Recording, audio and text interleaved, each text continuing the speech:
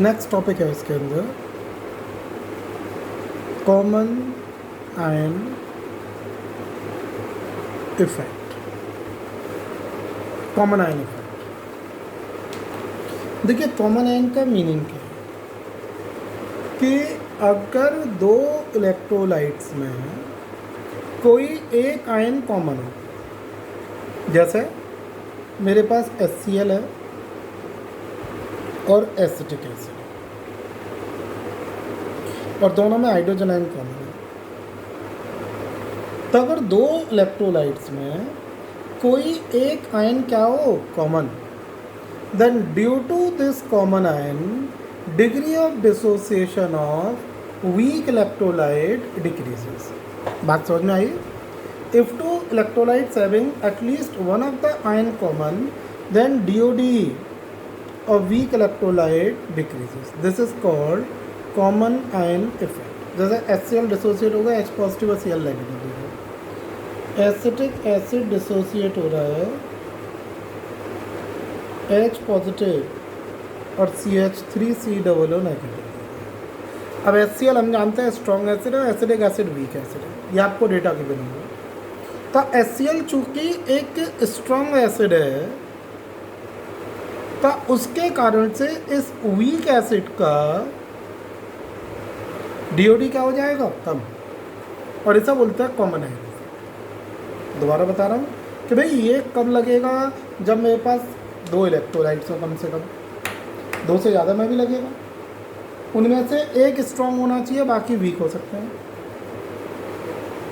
और एक ion common होना चाहिए, कम से कम एक आयन।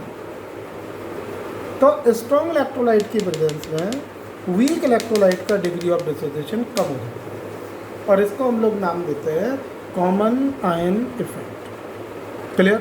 अच्छा, ऐसा हुआ क्यों?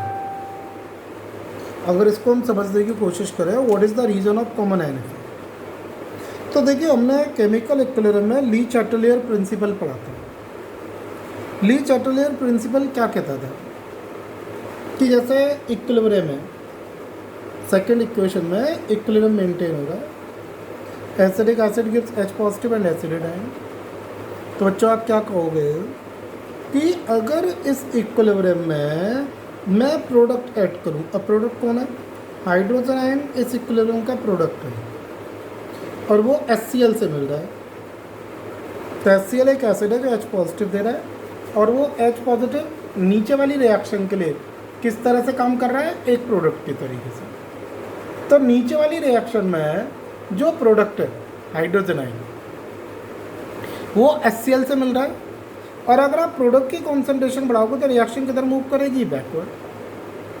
बात आई समझ में? ली चैटलियर प्रिंसिपल क्या कहता था? अगर आप प्रोडक्ट की कॉन्सेंट्रेशन बढ़ाओगे तो रिएक्शन को बैकवर्ड जाना पड़ेगा, और यहाँ हाइड्रोजन आयन प्रोडक्ट की तरह से काम कर रहा है, और HCl जब H आयन देगा तो प्रोडक्ट की कॉन्सेंट्रेशन बढ़ाएगा, then reaction has to proceed in the backward direction. बात समझ में आ रही है इतनी? कोई डाउट? तो देखो कॉमन आयन इफेक्ट तब लगेगा जब कभी दो इलेक्ट्रोलाइट्स में से एक इलेक्ट्रोलाइट स्ट्रॉन्ग हो और एक इलेक्ट्रोलाइट वीक हो। अच्छा, न्यूमेरिकली कॉमन आयन इफेक्ट कैसे लगाएंगे, उसके लिए एक प्रॉब्लम समझते हैं। प्रॉब्लम यह है 0.1 molar HCl is added in 1 molar acidic acid. K दे रखा है एसिडिक एसिड का 2 × 10⁻⁻⁵। ठीक है? Calculate acetate ion concentration. देखिए भाई कैसे करेंगे। HCl एक स्ट्रॉन्ग एसिड है, जैसा कि सब लोग जानते हैं। HCl जब डिसोसिएट होगा तो H positive plus Cl negative बना। HCl की कॉन्सेंट्रेशन 0.1, तो इन दोनों की भी कॉन्सेंट्रेशन 0.1 है 0.1। एसिडिक एसिड जब डिसोसिएट होगा बच्चों,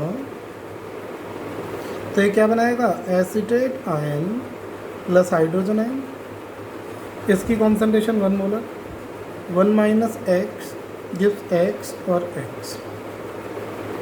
अब देखो ध्यान से समझना मेरी बात को। हाइड्रोजन आयन ऑलरेडी 0.1 मोलर डिब्बे में था, HCl से आया, तो ये जो नीचे एसिटिक एसिड है उसमें हम 0.1 मोलर ऐड कर लेंगे। और ध्यान देना, वीक में ऐड करेंगे, स्ट्रॉन्ग में नहीं करेंगे, क्योंकि स्ट्रॉन्ग इलेक्ट्रोलाइट थोड़ी बैकवर्ड मूव करेगा। भाई ली चैटले प्रिंसिपल वीक पर लगता है, स्ट्रॉन्ग पर थोड़ी लगता है। तो वीक में हमने 0.1 मोलर ऐड कर लिया। तो यहाँ से इसकी के की वैल्यू हो गई x into x plus 0.1 divided by 1 minus x, और ये किसके बराबर है 2 इंटू 10⁻⁻5। बात समझ में आ रही है? जो हमने के लिखा डिसोसिएशन कांस्टेंट ऑफ एसिड, उसकी वैल्यू आ गई x into x plus 0.1 divided by 1 minus x, और इसकी वैल्यू आ गई 2 इंटू 10⁻⁻5। और यहाँ से हम लोग कैलकुलेट कर सकते हैं x की वैल्यू, और जब x आ जाएगा तो x ही एसिडाइन की कॉन्सेंट्रेशन होगी। अच्छा, इस तरह का जब आप न्यूमेरिकल पार्ट सॉल्व करोगे तो थोड़ा सा जो है ना अप्रॉक्सीमेशन लेकर चलना पड़ेगा। वैसे तो आप लोग सब जानते हो, फिर भी मैं एक बार बताने की कोशिश करता हूँ।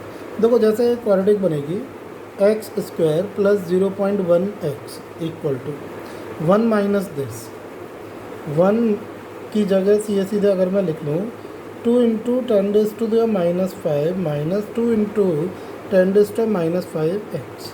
अब ये तो नेग्लिजिबल हो ही गया।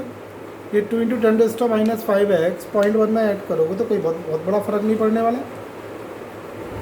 क्लियर हो रही है मेरी बात? तो यहाँ से मेरी इक्वेशन जो निकल के आ गई एक्स स्क्वायर प्लस 0.1 एक्स बराबर 2 इंटू 10⁻⁻5। ठीक है, अब यहाँ से मुझे x की वैल्यू निकालनी है।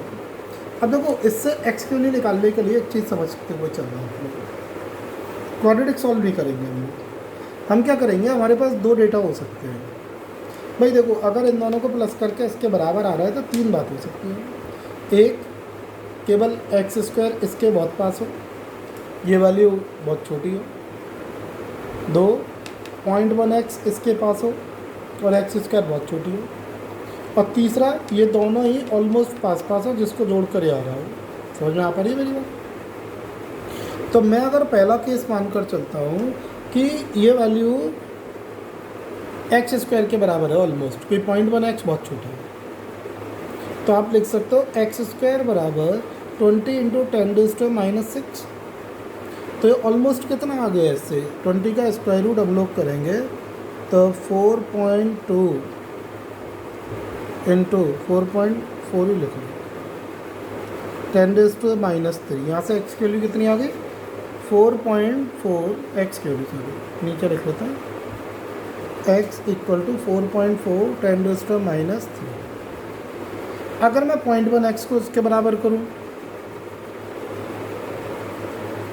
तो एक्स की वैल्यू कितनी आ गई 2 इंटू 10⁻⁻4। क्लियर?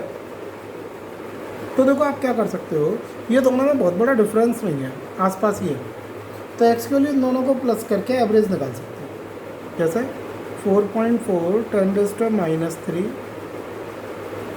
प्लस इसको क्या लिख सकते हो 20 into 10⁻³ -5 sorry 0.2 into 10⁻³ divided by 2।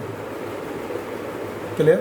तो यहाँ से हमारी वैल्यू जो है ना एवरेज आ जाएगी, 4.6 हो गया डिवाइडेड बाय 2, तो 2.3 10⁻³ के आसपास वैल्यू आ जाएगी। क्लियर है मेरी बात? तो भाई हम लोग इस पूरी क्वाड्रेटिक को सॉल्व करने के बजाय एक्चुअली होता क्या है कि 4 ऑप्शन जब दिए होते हैं ना, तो हम डायरेक्टली जब एग्ज़ाम में करने जाएंगे कॉम्पिटिटिव एग्ज़ाम में, तो उन ऑप्शंस को डायरेक्टली मैच कर लेंगे इतनी मेहनत करने के बजाय। तो इसमें बड़ा आराम से समझ में आ रहा होगा कि एक्स स्क्वायर की इक्वलेंट आ रहा है 0.1 एक्स की इक्वलेंट आ रहा है। और बहुत सी बार ऐसा होता है ये किसी एक से ही सॉल्व हो जाता है, दोनों का एवरेज नहीं निकलता।